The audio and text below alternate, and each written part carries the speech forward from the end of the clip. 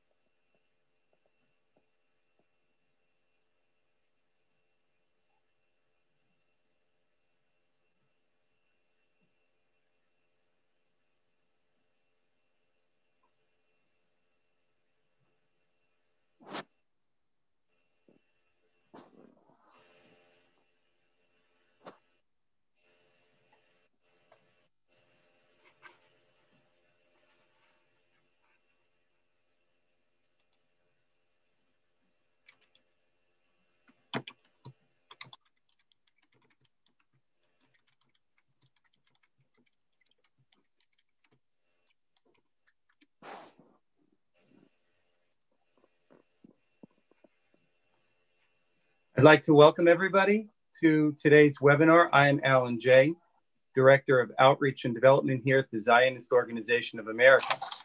On behalf of ZOA and our partner organizations, the Yesha Council, My Israel, and the Shiloh Policy Forum, I would like to welcome you first to this first installment of our 3-part mega event in support of Judea and Samaria to be aired on 3 consecutive Sundays. Please keep your microphones on mute for the duration of the program. There will be a question and answer session later in the program, which will be facilitated through the Zoom chat feature found in the middle bottom of your screen. We will get to as many questions as possible. And once again, please keep your microphones on mute. With no further ado, I'm going to hand the program over to Sarah Haetzny Cohen, Chairman of My Israel, and our moderator for today. Sarah. Hello, thank you, Alan. Hello, everyone, and welcome to the Judea and Samaria virtual mega event. We are very excited to be here today with you and look forward to seeing you in the next 2 Sundays as well. This event is a result of a collaboration between 4 different Zionist organizations: the ZOA, the Zionist Organization of America, the Judea and Samaria Yesha Council, the Shiloh Policy Forum, and My Israel Movement, Israel Sheli. It is broadcast live also on Arutz Sheva's website, reaching tens of thousands of households. My name is Sarah Haetzny Cohen, and I'm now talking to you live from Jerusalem. I'm the chairwoman of My Israel Movement. My Israel Movement is a Zionist action group that uses social media to mobilize hundreds of thousands of activists and encourage Zionist activism and pro-Israel activities on the internet and in the field. Together with our partner organizations, we decided to organize this event after understanding that even amongst supporters of Judea and Samaria, there was a true need to expand and deepen the knowledge with respect of this region. Indeed, in the complex period we're all in the middle of an international pandemic, we want to take a few days and put all of these pressing issues on the side and take a deeper and longer lasting look at the region. For decades, The hostile media and international organizations painted a distorted picture which does not reflect what is really happening on the ground. Our goal in this few days, in this very exciting event, is to bring the real Judea and Samaria into your salon. We want you to understand the reality. We want you to understand the truth on the ground. We have only one request. Take all the information you will gather today and in the next meetings and spread it. Do not keep it only to yourself. Become ambassadors for Judea and Samaria and for Israel. We have thousands of viewers right now in our various platforms, including Zoom, Facebook, YouTube, and Arutz Sheva. We urge each and every one of you, take the information you will get and use it to defend Judea and Samaria. We need you. Of course, you can always get more information on the websites of the different organizations. Go to these websites, get even more knowledge, and use your knowledge to fight the lies that told against us. This is the only way we will defeat the ignorance that threatens us. The Middle East is a tough neighborhood, and Israel is the only democracy in the region. In recent years, there has been significant progress in the geopolitical field, and we can see serious achievements that push Israel, the region, and the entire world forward.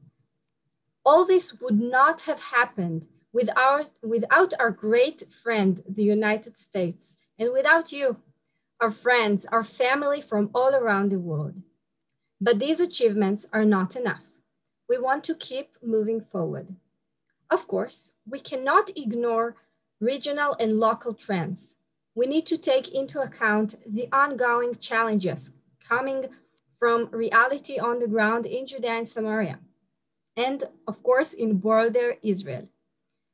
In the next 3 Sundays, we will hear from top-of-the-line experts and practitioners and gain deeper understanding of the area.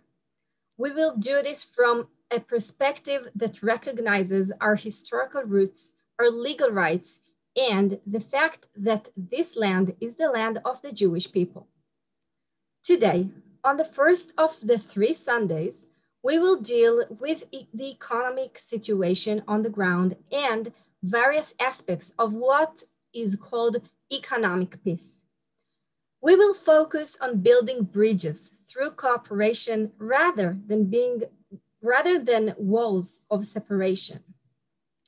Next Sunday, February 14th, we will invite you to start your Valentine's Day with a special program on the legal basis for our rights. 18 months ago, then Secretary of State Pompeo recognized our rights to the region. And on this day, we hope to discuss the ramifications, both of those rights and of the US recognition of those rights. Finally, in the last session on February 21st, we will discuss the effects of the historical Abraham Accords on the region, as they resulted in a paradigm shift that showed that peace can be achieved without hurting Israel's right to its eternal homeland and her security. We are very excited and invite you to be a part of our all events. I would like to open today's meeting with a special greeting to all of you attending the Judea and Samaria Mega event by President of the State of Israel, Mr. Reuven Rivlin.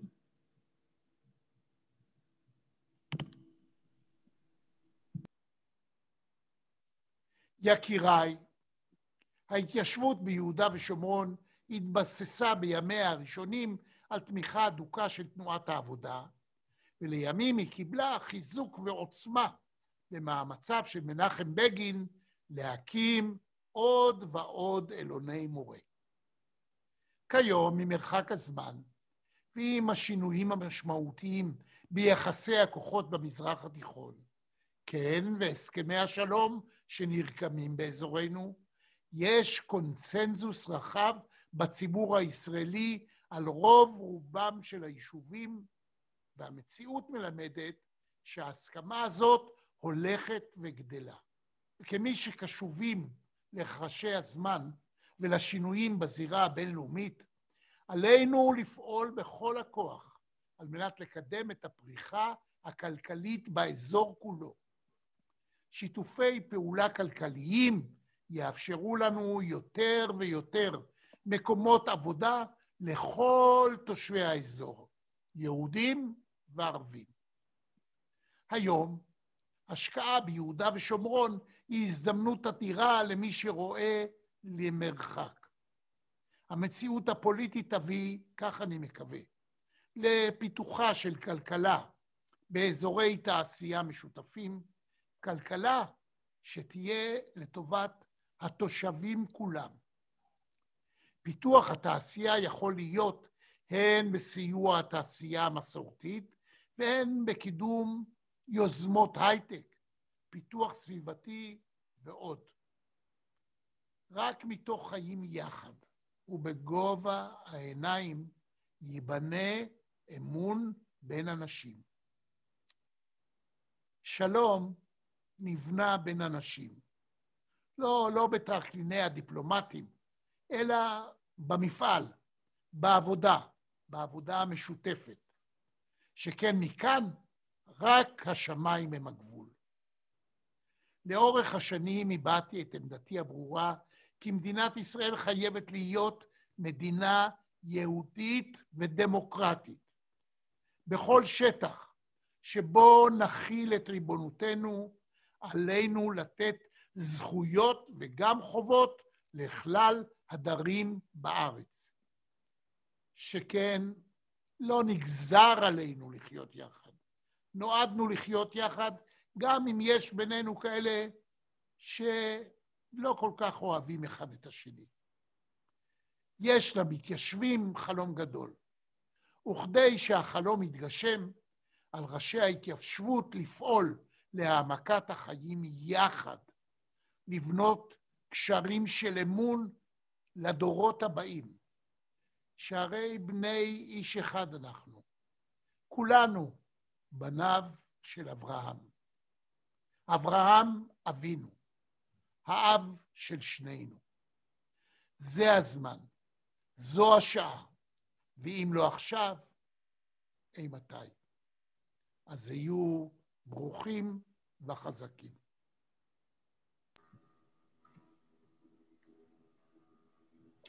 Thank you, President Rivlin. The Honorable Ambassador Gilad Erdan recently took on the challenging and important role of being dual ambassador of Israel, both to the United States and to the United Nations. Ambassador Erdan also sent us a greeting for this special occasion.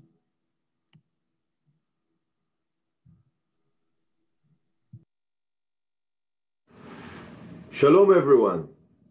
We have a moral, legal, and historic right to the land of Israel, including, of course, Judea and Samaria. One of the main reasons I took on the dual role of Israel's ambassador to the United States and the United Nations is so I can proudly share that truth with the world. From the days of the Tanakh, Judea and Samaria have been the heart of the Jewish people's connection to their homeland. Today, the situation is no different. Friends, the economic cooperation between Jews and Arabs in Judea and Samaria is a model of true coexistence that benefits all involved. This became very clear to me as I battled the anti-Semitic lies of BDS as Minister of Strategic Affairs. Businesses in Gush Etzion, Balkan, and many other places provide dignified jobs, better wages, and space for Jews and Arabs to build relationships that increase the chances of reconciliation and peace. The new peace agreements prove that to build a life together, you need a bottom-up approach. People-to-people connections are essential. This is what is happening today all across Judea and Samaria.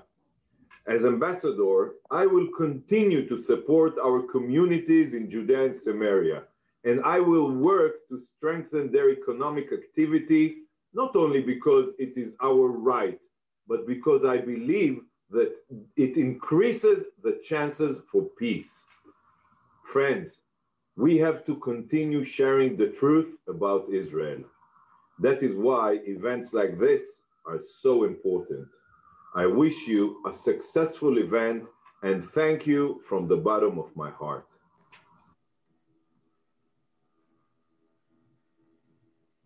Thank you so much, Ambassador Adan.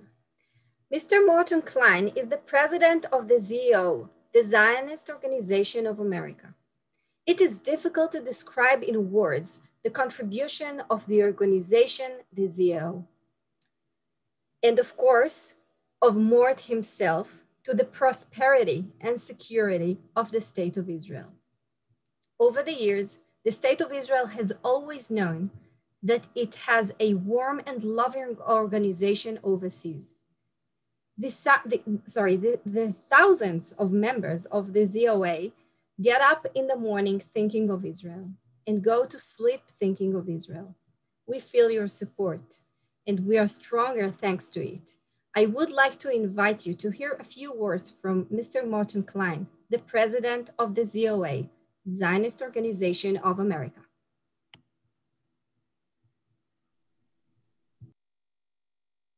Hi, my name is Morton Klein. I'm the national president of the oldest pro-Israel group in the United States, the Zionist Organization of America, the ZOA. I'm pleased and honored to be with all of you today, with President Rivlin, with Ambassador Gilad Erdan, all of today's speakers, and so many friends at this Judea and Samaria mega event. The ZOA stands with our Jewish brothers and sisters in Judea and Samaria. These lands are guaranteed to the Jewish people by God, by binding international law, by history, and by the blood of the courageous Jewish boys who recaptured and liberated the Jewish people's lands in 1967. A little over a century ago, the ZOA was at the 1919 Paris Peace Conference, helping to present the proposals that led to the international recognition of the Jewish people's rights to this very land. Throughout the years, ZOA has been educating American public, the Congress, that Judea and Samaria are not occupied Palestinian territories. They are the Jewish people's lawful historic lands. At ZOA student and adult Israel trips, we bring them to Efrat and Ariel and Hebron and Beit El. You and the Israeli government must insist that birthright and the federations and Israel bonds and AIPAC and synagogue trips must visit these extraordinary and ancient Jewish towns. ZOA has also been fighting for Judea and Samaria at the World Zionist Congress. We successfully passed resolutions to stop BDS targeting Judea and Samaria. With Yeshua's help, the ZOA coalition and our friends in the rational, centrist, and religious camp won a stunning victory there. We are now positioned to promote investments by Israel's national institutions in Judea and Samaria, among other key issues. Last year, the ZOA placed huge banners in Jerusalem promoting ZOA's Sovereignty Now campaign. ZOA also publicized our compendium of 13 reasons that ZOA strongly supports Israel restoring her rightful sovereignty over Judea, Samaria, and the Jordan Valley. You can see a summary of our 13 reasons at the top of the ZOA.org website. I'll briefly mention a few of these reasons. First, multiple international legal agreements and treaties designate Judea and Samaria as part of the Jewish homeland to be settled by the Jewish people. ZOA often reminds American officials that the United States president signed and the US Senate ratified one of these treaties, the Anglo-American Convention of 1924, confirming the Jewish people's rights to this land. Second, the UN Charter guaranteed the Jewish people's rights to these lands even after the expiration of the mandate. Third, restoring sovereignty also assures Israeli security and its defensible borders and gives Israel the ability to protect herself by herself. Without Judea and Samaria's breadth and elevated terrain, Israel's borders would be narrower than 9 miles wide, impossible to defend. If a Palestinian Arab state is created there, Iranian proxy terror groups would surely launch constant rocket attacks on all of Israel, including Israel's major population centers and its airport. Fourth, restoring sovereignty provides stability, normalcy, humanitarian rights, legal protections such as labor laws, and freedom from excessive military bureaucracy to over 500,000 Jewish residents there and prevents the unconscionable ethnic cleansing of Jews. Fifth, restoring sovereignty keeps the Jewish historic and biblical heartland within the Jewish nation and assures access to Jewish holy sites and vital archaeological sites. Here is where Abraham purchased his and Sarah's burial place. King David was anointed and ruled there. Jacob slept and dreamt there. Joseph is buried there. The ancient tabernacle stood for hundreds of years there. The Maccabees established their base there. The Jewish kingdoms have existed there for hundreds of years. The Jews are the people indigenous to this land. We are called Jews because we are from Judea. The Arabs are not indigenous. Most hail from Arabia and North Africa. There was never a Palestinian Arab state here, never a Palestinian king or queen. Israel has already waited 54 years since Israel liberated Judea and Samaria. During that time, the Palestinian Authority rejected multiple extraordinarily generous offers, launched deadly intifadas, BDSM lawfare, demanded preconditions, and refused to negotiate even when their preconditions were met by Israel, continues to name schools, streets, and sports teams after Arab Jew killers, and continues to pay terrorists to murder innocent Jewish people. It's clear more land is not what the Palestinians want. It's Israel's destruction.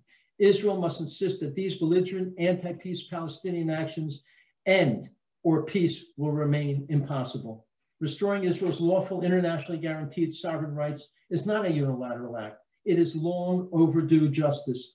On the other hand, when Israel fails to restore her sovereignty, when Israel fails to act on the fact that this is the Jewish people's land, that failure gives strength to the enemies who falsely claim that Israel's land belongs to the Arabs.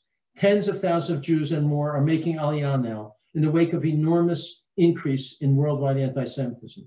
As former Prime Minister Yitzhak Shamir once said to me, let's help these Jews establish their homes in the Jewish homeland of Judea and Samaria. I agree. We love you. We support you. God bless America. God bless Eretz Yisrael.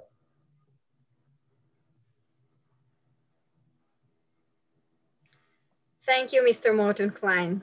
I listened to this a few times, and every time it makes my heart goes, it's so exciting. And really, thank you. Thank you for everything you're doing to the land, to Israel, to the state of Israel, and to every one of us. Let's continue. Yigal Dilmoni is the CEO of Judea and Samaria Yesha Council. The Yesha Council is a body that unites all the authorities in Judea and Samaria. It is a body with a record of action and advocacy on behalf of Judea and Samaria and for Israel as a whole. Yigal will give us today a short lecture explaining the situation in Judea and Samaria with emphasis on the economic processes happening now in, these days in this historical land. I'm happy to call on Yigal to share with us a perspective that I'm sure you have not heard in the mainstream media.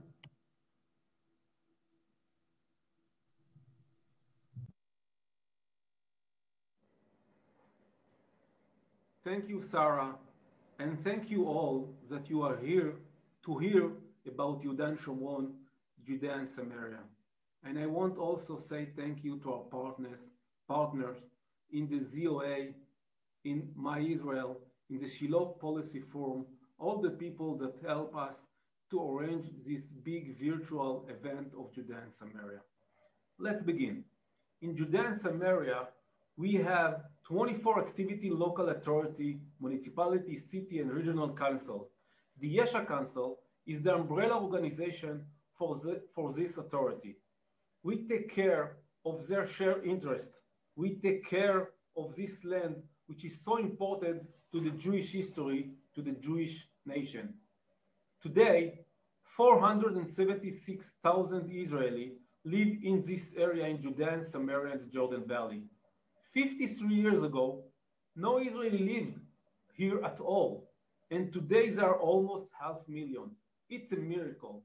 We're moving quickly towards the goals of having 1 million Israeli citizens here in the historical homeland of the Jewish nation. I want to speak about our 3 goals of Yesha Council. One is to apply the Israeli sovereignty over this area. 2 is to bring 1 million Israeli to live here in Judea and Samaria in the Jordan Valley, what we call Chazon HaMilyon, the vision of 1 million. And 3, to develop the area with road, transportation, water, electricity, and economic infrastructure. Today, I want to speak about the third goal. We believe that it's time to think differently, that it's time to think strategically about the future of this area. Today, we are busy together with other government ministries making master plan for electricity, transportation, water, alternative energy, industry, tourism, economic, and environment. The connection of Judea and Samaria to the rest of the state of Israel is of great importance as part of the desire to bring normalization to the region.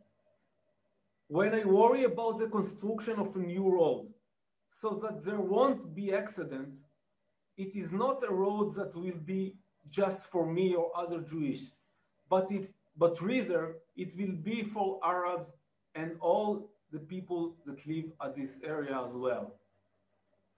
When we add improvements in infrastructure of water and electricity, it's the same infrastructure that will be supplied to the Arab village that are located in the area next to the Israeli community. My worry and concern for the future of the area are for the entire region. There is a claim that the Israeli community are burden on Israel and make difficult for the Arab life. The people who say this are people who don't let the facts confuse them. We believe that we are here not the problem, we are the solution. Let's hear some facts about it. The Gaza Strip is under control of the Palestinian government, and there is no Israeli presence there. It's ruled by the Hamas, a radical Islamic regime. Israel took out all of the Jewish community from there. You remember Gush Katif until today. In Judea and Samaria, we have Israeli security control, and Israel has established communities here in Judea and Samaria in the Yeshua Council. If we compare the quality of life between the Arabs who live in Gaza under the Hamas control and between the Arabs of Judea and Samaria who live next to the Jewish community, we will find interesting thing. Here's some facts. The unemployment rate in Gaza at 2018 was 52%. In Judea and Samaria, it was only 17%. The more time passed since our presence in the region, the more the situation worsened in Gaza. The labor force of non-working people and job seekers is 25% in Gaza and only 8% in Judea and Samaria. The GDP per capita in Gaza is about $1,600 per capita. If I compare it to $4,200 in Judea and Samaria, the total value of export in Gaza is $8.2 million. In Judea and Samaria, it's $1 billion. Most of this go to Israel. Jewish presence in the area also create jobs for the Palestinian people. The number of Palestinian residents working and earning a living in the entire state of Israel is about 140,000 workers. 20,000 of them work in the 20 industrial and agriculture area in the Israeli territory in Judea and Samaria. The average salary of those employment in Israeli company is more than double the average salary in the Palestinian Authority. Those every workers who work outside of the Palestinian Authority does not only support his nuclear family, but other family member in his big family, what we know as the Hamula. In other words, several families make a living from single salary. In fact, a quarter of the Palestinian population income comes from working together with Israel. The current situation, where because of international pressure, this region is not developed, is the greatest burden on Arab in these regions. Instead of helping the Arab, people prefer hurting them if it's also hurt Israel presence here.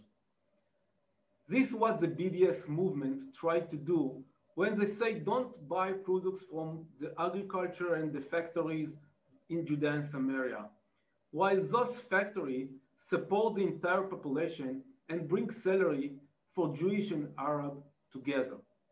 I want to end with a point of view that might make a lot of people upset. But in other angle, this is a good news for the future. The reality is that the economic of Israeli and the people, the Arab people that live at this area are connected, and it is very difficult to separate us and to separate our economy. We need their workforce. They depend on us for salaries and developments of our infrastructure. The good news is this shared economic is precisely the main way today to peace and quiet in the region. It's in Judea and Samaria, here in Israel, here in the Middle East, and from Israel to the Gulf states, like we saw at the Abraham Accords. This is what we call the economic peace.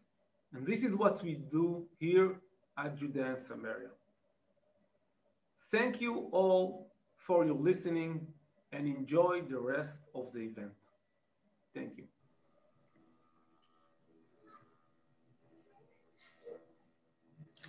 Thank you, Yigal. All this information will be available on YouTube later on. You can always reach it. So we're now moving to our next chapter in this very exciting event. We will begin the second part of the event. It is a fascinating panel featuring experts and practitioners on the issue of economic peace and building bridges between population using the economy. We would love for you to be an active part of this conversation as well. I invite you to ask questions and comments in the chat on the Zoom or in the comments on Facebook and YouTube. Since time is limited, we will not be able to get all the questions, but we promise to try and present selected questions to our panelists. We have 3 distinguished participants in today's panel. Dr. Yechiel Leiter holds undergraduate degrees in law and political science, a graduate degree in international relations, and a PhD from Haifa University in political philosophy. He also served in senior government positions in the ministries of education, finance, and transportation, and policy advisor to the president of Paraguay. He is currently a senior fellow at the Shiloh Policy Forum and head of Forum's international department. One word about the Shiloh Policy Forum, because he is one of the partners who initiated this event. The Shiloh Policy Forum is a research and policy institute established by the Kohelet Policy Forum, which aims to strengthen, develop, and expand Jewish communities in all parts of Israel. Thank you, Yechiel, for being here today with us. Mr. Avi Zimmerman. Avi Zimmerman is the president of the Judea and Samaria Chamber of Commerce and Industry. He is also the CEO of the Integrated Business Roundtable, an impact investment group that supports the development of the Israeli-Palestinian business ecosystem. Thank you, Avi, for being here today with us. Thank you, Sarah. And hi, Mr. Yaakov Berg. Yaakov Berg is the founder and the CEO of Psagot Winery. I recommend on this one. Psagot Winery is located in the Binyamin region and is one of many wineries in Judea and Samaria that produce close to 2 million bottles of wine annually. Thank you all for being here today. So I will open the panel with an identical question for all participants. I would like you to share with us, and we'll start with you, Yechiel. How do you define normalization? And what is this? You know, we use this phrase of economic peace, and I want you to give your perspective of what is this economic peace we're all talking about? How does it affect the region, and what's the opportunities that it opens to us? So Yechiel, let's begin with you and then continue. Thank you, Sarah. It's a pleasure to be here. Shalom to Avi and shalom to Yaakov. It's always a disadvantage to meet with Yaakov virtually, because when you meet in person, you get to drink a l'chaim. And here we can only have a l'chaim by ourselves. Sarah, you know, you're a people person. You're doing a great job virtually. I know it's difficult to be a hostess online. But, my kids here are doing a much better job than me, being quiet. Well, kol hakavod to them. Let me, before I begin, let me just extend a big virtual hug to Mort Klein. We go back about, I think 31 or 32 years. I was speaking in a synagogue in Philadelphia representing Yesha. At that time, I don't know, we were a few 10,000 residents. Today, Baruch Hashem, we're close to 500,000. And, you know, a fellow got up from the audience and came up to the front and gave me a big hug. He said, "I'm Mort Klein." And that was long before he became president of the ZOA. And since then, he's done a remarkable job, relentlessly pursuing truth and justice for Israel. And now he's having a little bit of a hard time with what are called progressives, although they're not progressives at all, they're reactionaries. So Mort, just keep your head down. We know what it means to have stones and Molotov cocktails thrown at you. We've done that for a long time. So we've been the recipients, I should say. So just keep going and you'll keep growing and doing a great job. And of course, to my colleagues, Yigal Demoni, the CEO of the Yesha Council, and my most esteemed colleague who really established and runs the Shiloh Policy Forum on a day-to-day basis, Dr. Anat Roth. Regarding your question, Sarah, you know, normalization means doing it and not talking about it. And every day we're doing it. You know, I was driving to Jerusalem today, you know, they lifted the lockdown. And here I am sitting in the same traffic jam with Arab neighbors from different villages and different towns. And, you know, we roll down the window and joke with each other. And I'm saying to myself, hey, where is the BBC crew here? Where is CNN to come and see, you know, a career settler and a neighbor of his from Ramallah sharing jokes at the crossroads and at the roadblock? But what I think it's very, very important to emphasize, and this I'll turn it over to my esteemed colleagues. It is very important that we understand, first, that we don't repeat the mistakes of the past. Since the Oslo Accords, 1994, the international community has pumped $20 billion into the Palestinian Authority. Now, I don't know if anybody really understands what that number is, but in order for you to understand, it's 15 times the amount of money that was spent on the Marshall Plan to rebuild Europe after the Second World War. Now, what do we have to show for it? Well, I'll tell you what we have to show for it. We have to show for all that money is that between 1967 and 1987, at the outbreak of the first Intifada, in other words, 20 years of the occupation, the economy grew in Judea, Samaria, and Gaza at a rate of almost 5%. That's 4.8%. From 1994 to 2014, while all this money is being pumped into the Palestinian Authority, the economy grew. Are you ready?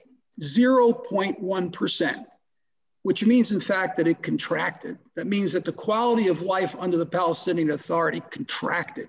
The people's quality of life decreased, regressed.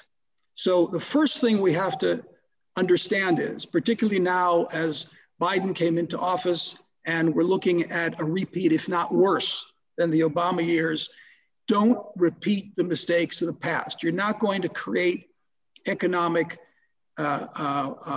peace. You're not going to create economic benefit. You're not going to create a quality of life for the Palestinian Arabs in Judea and Samaria by pumping donor money in. On the contrary, it's going to be stolen. The corruption is going to become more rampant, and nobody is going to benefit on the ground. And once we move that off the table and realize that there are things that can be done, like what Avi Zimmerman is doing in Ariel, like what Yaakov Berg is doing in Psagot, by raising the standard of living and creating economic viability with our neighbors, that's going to win the day, and not making the same foolish mistakes of the past. Thank you. Thank you very much, Yechiel. Avi, give us give us your perspective. You're doing so many things, and I would love to hear and you to share with the public. How do you see this normalization, this economic peace? Thank you, Sarah, and thank you, Yechiel. Looking forward to hearing from Yaakov as well. And of course, a pleasure and honor to be here on this call at this event with all these distinguished organizations. So thank you for hosting me. There's a lot to say about normalization and economic peace, but let me just start real quickly with terminology. I'm no fan of the term economic peace, although that's frequently associated with the work that we do at the Judea and Samaria Chamber of Commerce and Industry, and certainly at the Integrated Business Roundtable. I recall our recent events over the last 2 years. We've hosted the Israeli-Palestinian Economic Forum. I know there are a number of people who are tuning in here who are averse to the P word, the Palestinian word, but it is the term that we use for that event and when speaking with our Arab associates in this region. And so at these events regularly, we're told, people will take the stage, all sorts of dignitaries, American dignitaries, Israeli dignitaries, other dignitaries, and they'll speak of the virtues of economic peace.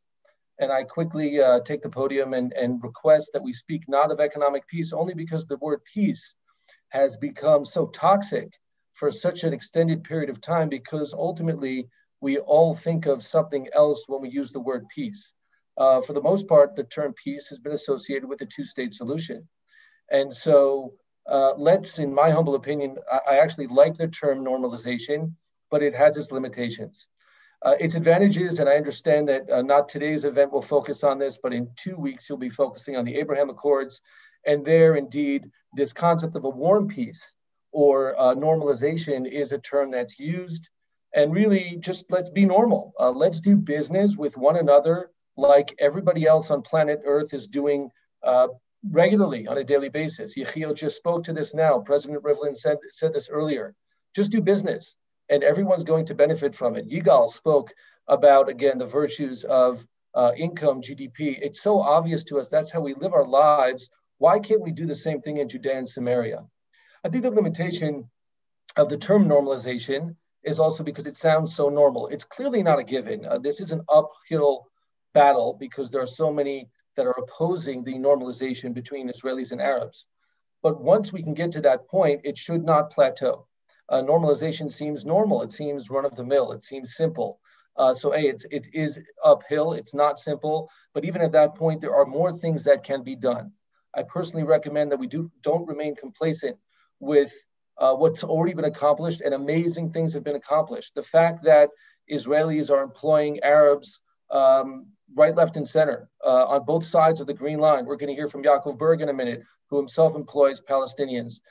This is something that needs to be applauded and embraced and advanced.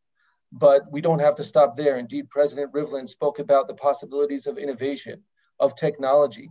I don't want to get too much into what we're doing, and I don't want to monopolize the conversation, but I will mention briefly that on March 8th of this year, we look forward to launching the Field Integrated Innovation Accelerator. It's a business accelerator for integrated businesses of Israelis and Palestinians. And that's just one example. We have, you can see here by the logos, the Integrated Business Roundtable, which is a group of impact investors, which you mentioned, Sarah, before, who are investing in these partnerships, international investors who see value in investing in these partnerships. And we've already made our first investments and are looking forward to more. And so more can be done. Normalization, yes, I think is a better term than economic peace because it's easier for us to share a terminology, but there's more on the horizon. Thank you. I don't know, I don't want to give up the word peace. We already gave the phrase human rights. I'm not sure I'm willing to give up on this word as well. But you know what I give love? up on it. Just real quickly, Sarah, I wouldn't give up on it. I like the word shalom. I'm a much bigger fan of the word shalom. It has a deeper meaning. But let's just be careful that when we're speaking with people, we're using the same terminology. Otherwise, it can kind of boomerang and people will assume things that don't need to be assumed. Okay, toda, Avi. You know what I love in this panel that we have three different perspectives. And I would like to hear from Yaakov, and please share with us your perspective. You're doing, you're doing the actual work. You have your industry, your winery in Benjamin, in Judea and Samaria. So how do you see these things, these phrases, sorry? Sarah, first of all, I want to say that it's really not fair. Like to talk after Avi and of course after Yechiel, I don't have any chance. Nah. So, okay, so you have me. Okay, I will try my best. So, I think there are two aspects. First of all, there is the personal aspect, and when I'm saying personal aspect, I mean that if I work with somebody, with my neighbor, my Palestinian neighbor, and I'm inviting him to my I don't know, kids bar mitzvah or all my events, and many times they invited me to come to their owns. I think that's the beginning, because I start to know them, they start to know me, my kids know them, and so although it's not all the population, it's not everybody, but it's the beginning. And I think it's the beginning for both sides, because always when you build walls, you start to think that the other guy from behind the wall is something terrible, something scary, and so that personal aspect, it's very important. And I see it day by day, really day by day. If my Palestinian friend or worker or somebody that I work with have a problem and he call me, and you know what? I'll give you a story. One day, the guy that built me the winery, Abu Ibrahim, he came to me. He says, Yaakov, listen, my kid, I need to marry my kid, and please, I need some money. Can you borrow me some? He says, no, Abu Ibrahim, no problem. How much do you need? He said, how much you need? And I gave him. A day after, my friend from the army that I spent many times, some years with him in the army, and like a Jew, he came to me and he says, call me, he says, Yaakov, and the same request, Yaakov, I need whatever, can I get some money? I says, Chaim, no problem. Please sign a paper here, say Yaakov gave you that amount, and whatever you have, you give me back. And I gave him. So to my Palestinian friend that I didn't spend so much with him in the army, and I gave without a paper. With my friend that I know him, why? Because I know Abu Ibrahim, and I know Abu Ibrahim that if I will ask him to sign a paper, he's not going to talk to me anymore. And I know that Chaim has no problem, because he knows that it's okay, it's fair enough. In other words, with that personal connection, you start to know something that it's behind scenes, behind the simple things. And I think that's the most important thing. So this is the first aspect. And the second aspect, of course, business when you do business with somebody, when you know, I have Palestinian employees, when I sign a contract with Palestinian to build a winery, and you know, and he gets so much money from me, and when you do business with somebody, like everybody say, everybody benefits.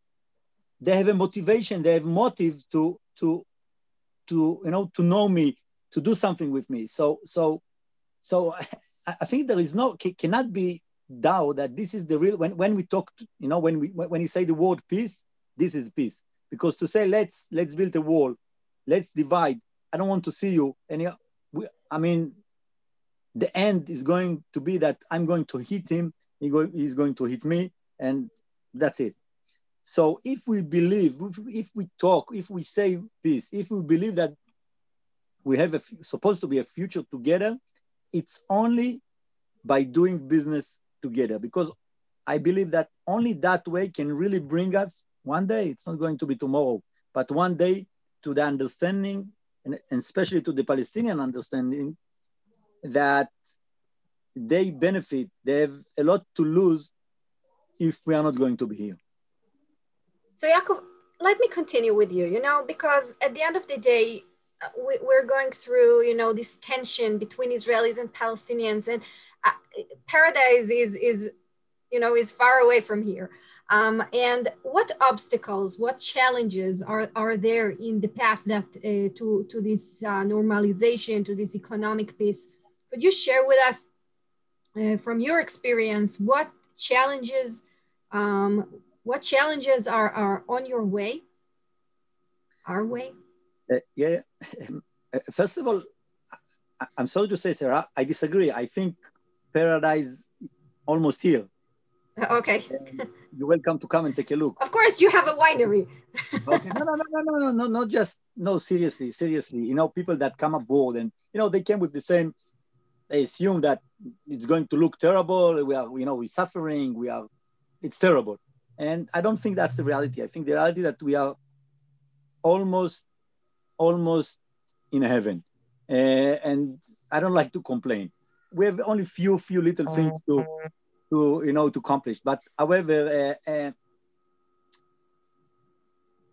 it's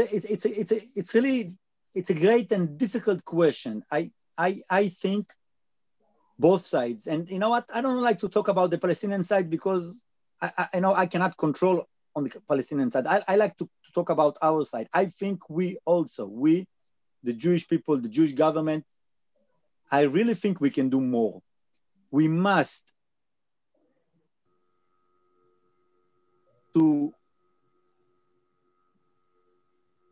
let's call it, give a price,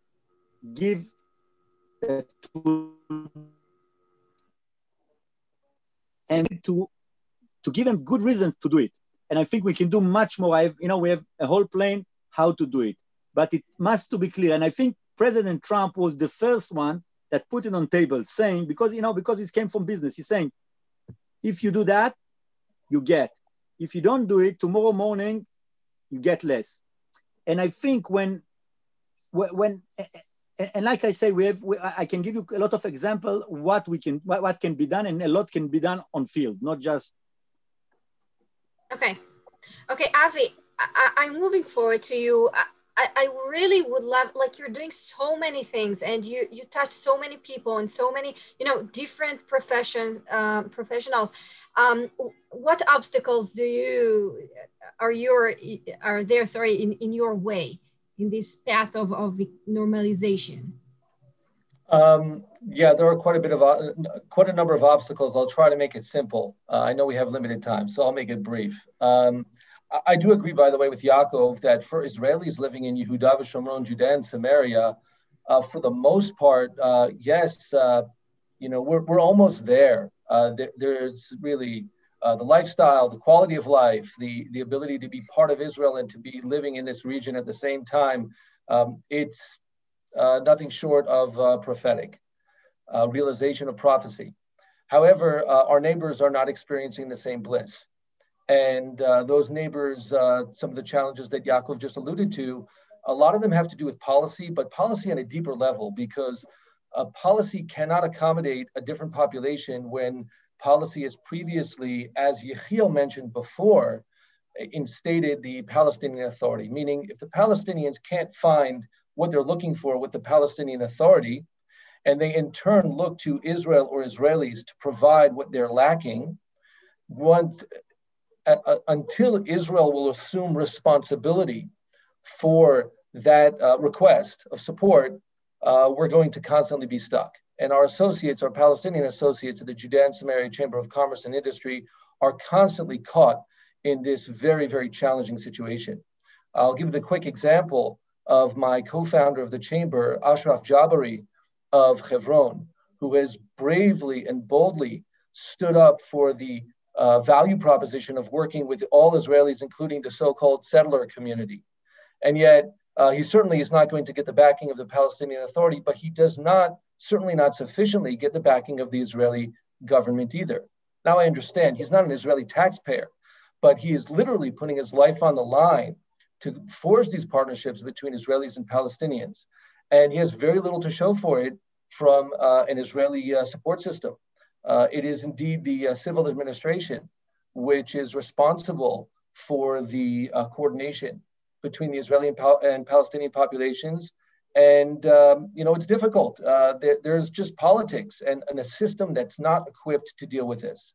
And I would say kind of in the bottom line, when we established the Chamber of Commerce and when we established the Integrated Business Roundtable, we tried to take responsibility. We tried to look forward and say, what are the next decades going to bring?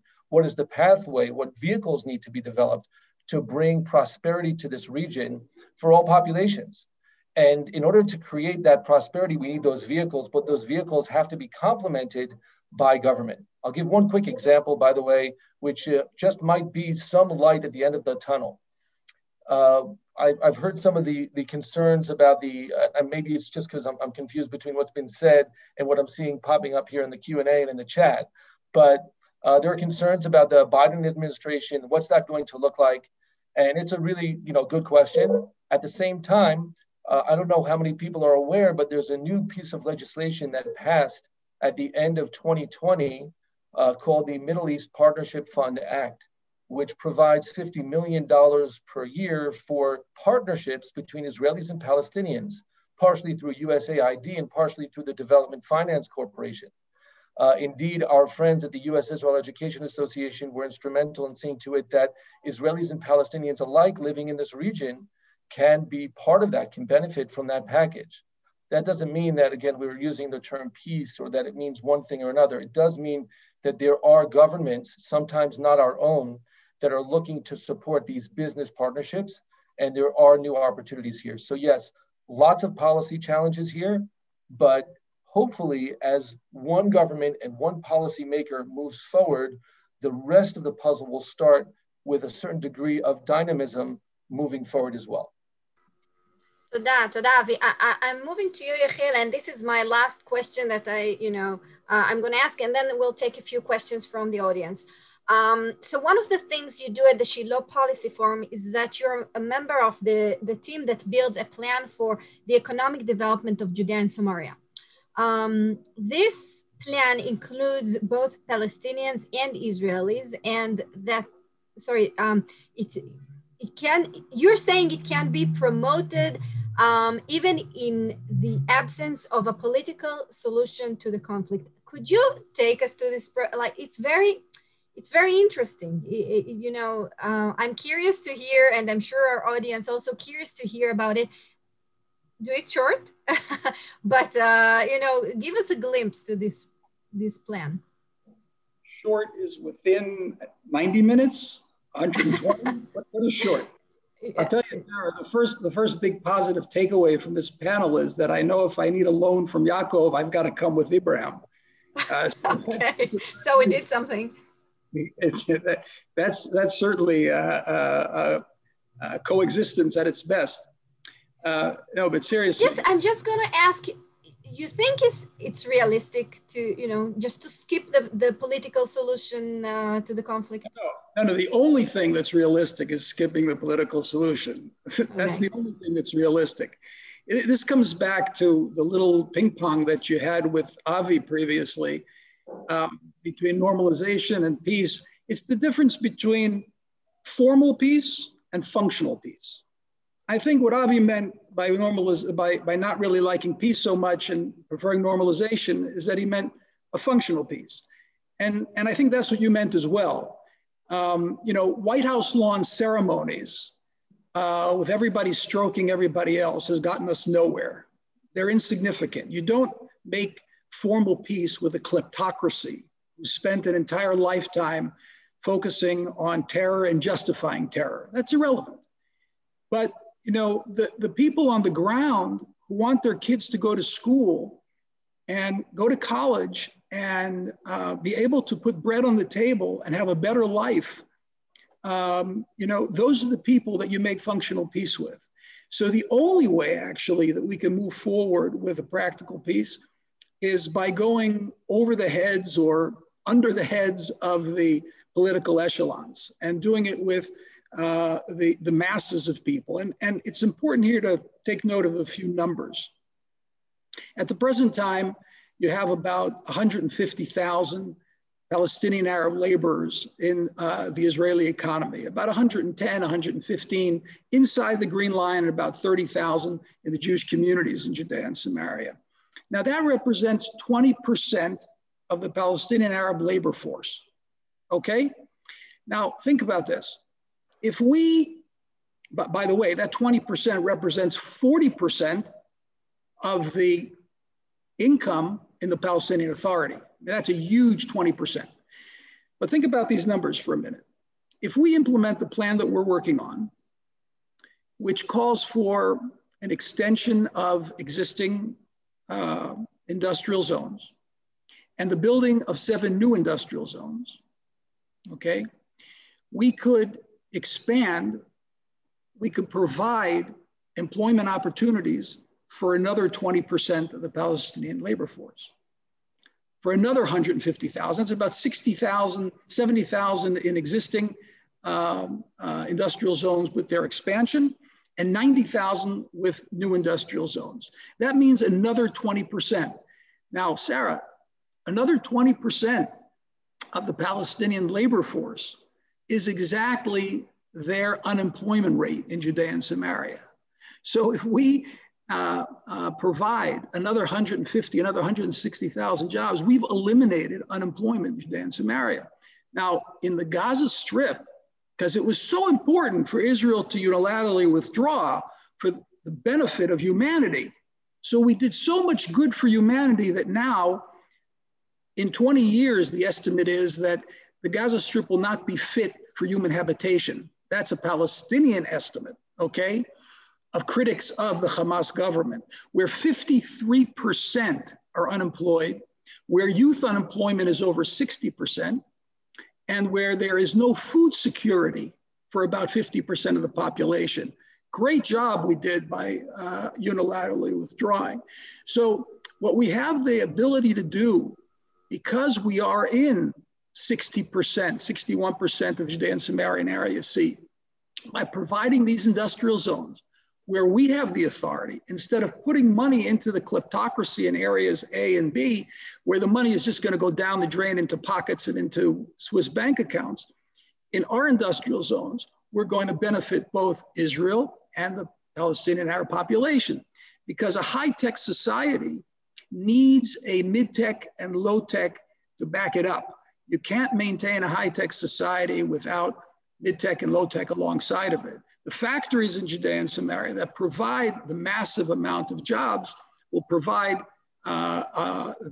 further income, benefit both economies, eradicate unemployment in the Palestinian Authority. And just one last point, and this is a plan that the Shiloh Policy Forum presented just a few weeks ago in an international conference with the Gulf states. In addition to all of that, what we propose is the creation of a free trade zone in the Jordan Valley that would straddle both Israel and Jordan on state lands, which would be built on a total of 42,000 dunam just for public consumption. A dunam is about a quarter of an acre. So we're talking about a huge amount of area. The potential job placement there is 250,000, which would solve tremendous problems that Jordan is experiencing right now with Syrian refugees that have flooded in from the north. They're in desperate need. Palestinian Authority people are in need of employment, and Israel is in need constantly of economic expansion. This could be a bonanza for the entire region, particularly if we connect the Jordan Valley Free Trade Industrial Zone with the Gulf states. So we can create a corridor like the old biblical Silk Road that would run from the Gulf states to the ports of Haifa and Ashdod, and fundamentally, practically change the entire region and raise humanity, raise the standard of living in the entire area, and show the people all around us in civil war in Syria and civil war in Yemen that no, the way of Iranian terror doesn't work, the way of economic prosperity and coexistence does work. Thank you. Thank you. I'm so happy that I challenged you, to make it short because it was so interesting. Keep it coming, Sarah. Ken. But you know what? I'm gonna mention another thing and ask you, Yaakov, because I think you're inspiring our audience, and so before I'll take the questions from our audience, I want to share with our audience the fact that Yaakov, you was one of the great challenges faced by businesses in Judea and Samaria is the fear of the BDS, the boycotts, right? And you are fighting against the labeling of products that are manufactured in Judea and Samaria. I would love, your struggle was so inspiring, and I would love it if you could give us some background and, keep it short because we're really running out of time. But explain to us, why was it so important to you specifically, and what was the result of it?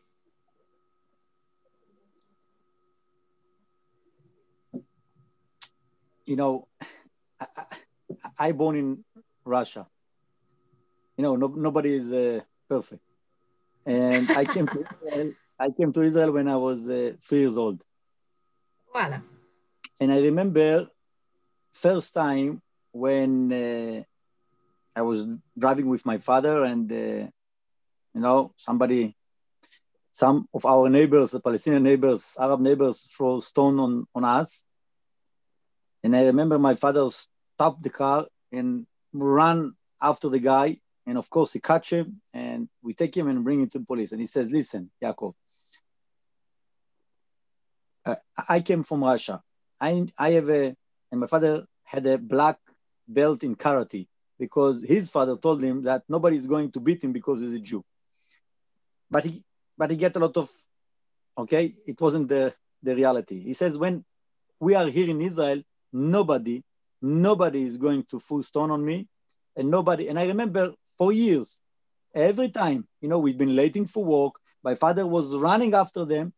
There was no one time that we didn't catch the guy and take him and beat him back and bring him to the police. In other words, I don't think that the idea of saying, it will over, they will forget, it's just bad days, and those bad days will, I think the history taught us that we need to stand up and say no. And what is my sin? The sin is that I came back to my homeland, and I produce wine here, and I share it with my Palestinian neighbors. They work in the winery. I pay them, like Yechiel said, almost 2.5 times what they're getting paid. What is my sin? What's the problem here? I really don't understand the problem. And I think that if our enemies will understand that we are standing on our rights and we believe in it, and we are not, this is the reality. And I think now, maybe we are not there, or we are not there, but I think we are almost there. Then one day, the whole world will understand that, we had an administration, the Trump, that believe in that. that understand that what we're saying, it's the truth. We just came back to our homeland. And I know, and I see, and I know that there are millions, more than hundreds of millions of people all around the world that believe in that. They believe in the Bible. They know that we are not thieves. We are not murderers. We didn't come to steal somebody. We came to bring, to give, not to take. And I think that voice needs to be, I don't know. We be need heard. to say, yeah, exactly. We need to say it somewhere. We don't need to be shy. I mean, we don't need to be afraid. And, you know, sometimes you lose, sometimes you win. Listen, we lost, and I think we win. And I believe that we cannot stay and say, you know, the government, Bibi Netanyahu, why you do nothing? Bibi Netanyahu, what's going on? No, it's not just Bibi Netanyahu. We also have responsibility. My responsibility, like somebody that tried to do some business in the area, is to stand and say our truth to the world. And I think many people really heard it and participate. תודה, really, ממש תודה. I want to take two questions from the audience. I'm gonna ask and beg our panelists, just keep it short, because we're running out of time. We have a question from Mr. Kevin Williams. Dr. Leiter's point about the tremendous economic growth amongst the Arabs of Palestine in 1967 to 1987 is key. PA leadership, the Palestinian Authority leadership, cheerfully threw it all away and seemed to have popular Arab support. Why, I think it's a great question. Why would economic growth and cooperation work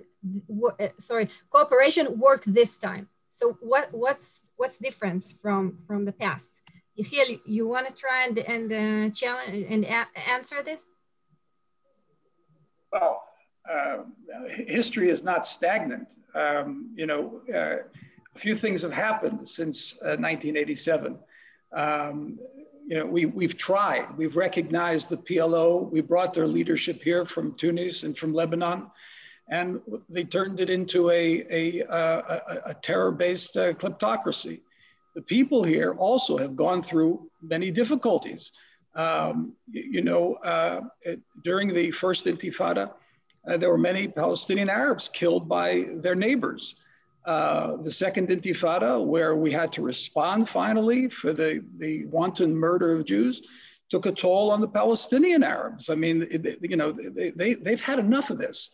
And it's very interesting, but several times where the Palestinian Authority, for example, when Trump said President Trump was going to recognize Jerusalem as the capital of Israel, the very same calls that the Palestinian Authority issued when former Prime Minister Sharon made his dramatic walk on the Temple Mount, which apparently was the reason for the second Intifada, which of course it wasn't, but nobody answered the calls. The same calls were made at the time when President Trump said he was going to recognize the Golan Heights as Israeli sovereignty on the Golan Heights.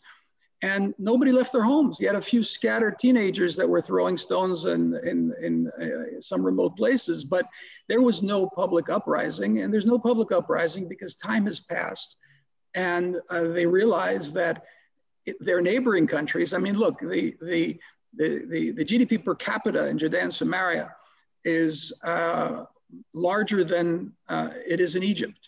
All right. They look over the border and they see what's happening in Syria. They see what's happening in Lebanon. They see what's happening in Iraq. And, you know, this occupation isn't all that bad. And the most important point is that it's no longer an occupation. And that's the biggest change that's taken place in response to Mr. Williams. There is no occupation. Areas A and B are under the Palestinian Authority. There is a government there. Now, whether or not it has all the trappings of sovereignty that the West would like to attribute to it is irrelevant. The fact of the matter is that we have no civil government today in Nablus or in Ramallah or in Hebron or in Bethlehem, Qalqilia, and so on. So that's the big change. And they've been under a government of the Palestinian Authority since 1994. They see what it has wrought. they are not terribly happy with it. And I think that we can create a de facto situation which will allow for the civil coexistence between Israelis and Palestinian Arabs. Sarah, if I can just add real briefly, 30 seconds. I have a question for you, Avi. I have a question for you. So hold on. I want to ask the question, and when you answer, I want to aim it to you because it's a last question. And when you answer shortly, you can give a sentence about this previous question. So Jack McKay is asking the following question: the PA forbids businesses between Arabs and Jews. How does this affect making economic peace, and how is this ever going to be overcome? I think that you can answer this question, the best. Thank you, Sarah. And it actually dovetails very nicely with how I wanted to add to what Yechiel was mentioning. The system is broken. Let's recognize that the system is broken. And when we look again, I'm hearing a consensus here, kind of let's shift away from the politicians, let's shift away from the governments, and let's do things, as Yaakov was saying before, let's do things on the ground. Let's create this reality. In some ways, that needs to be the mantra. We have to do things that are going to effectuate change, and yet we always realize that you get to a glass ceiling at a certain point. And at a certain point, there's things you can't build without governments. Yechiel's very ambitious and exciting plan for the free trade zone is going to need government participation. That government may not be the Palestinian Authority, though. And indeed, the Abraham Accords have already pointed us in the right direction. There are Arab states who want to play ball. They want to work together. And so on a domestic level, specifically here in Judea and Samaria, the answer is day in and day out, do business together, make deals. Just the simple language of a chamber of commerce or anyone who wants to do business with their neighbor, keep doing business. And it's true, the Palestinian Authority does not allow that. And yet the benefits of doing business with Israelis outweigh the risks, and the risks are significant, but they outweigh the risks. Of course, the Palestinian people require or need a better leadership for themselves. I'm not here to knock the Palestinian Authority per se, but I am sharing the thoughts of what my Palestinian associates do say. And so the system is broken. Let's do things on the ground on a business-to-business level that works. People find workarounds, and let's encourage, when you start nearing those glass ceilings, government and again policy, as mentioned earlier, to correspond and follow. And I will say that last point. We like to think, or we tend to think, that government holds all of the cards, all of the playing cards, and it's just not true. There are, traditionally we think of these three sectors: the government sector, the business sector, and the social sector. And the business sector is a player. Let's empower that business sector, and believe it or not, government will respond.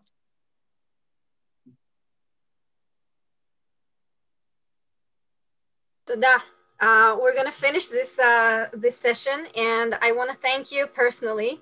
Thank you, Yechiel. Toda Rabba Avi, Toda Rabba Yaakov. It was so interesting, and I think we could continue with it. I see, the questions are jumping, and every question is better from the other. And really, thank you. It was fascinating. We're going to continue with these last words. We end this fascinating and exciting event today. I would like to thank the President of the State of Israel, Rubi Rivlin, the Ambassador Gilad Erdan, Mr. Mort Klein, and Mr. Yigal Dimoni for their words. And I would like to, I want to thank you for being with us today at the Judea and Samaria virtual mega event. Next week, February 14th, we will meet here at the same time at 11 a.m. Eastern Time and talk about our legal rights. This is so, this is so relevant today after this weekend's horrible news about the ICC news.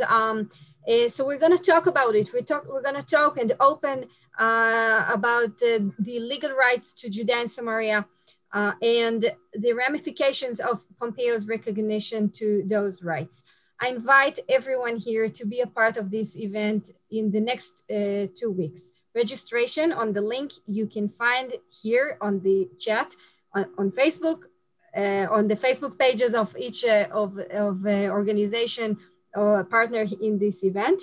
And please remember, please remember, the power to fight lies is in our hands. As Yaakov says, as Avi says, as Yechiel says, you know, this is in our hands. We hope the knowledge that you gain today and will gain in the next few days will allow you to be even more effective in this fight.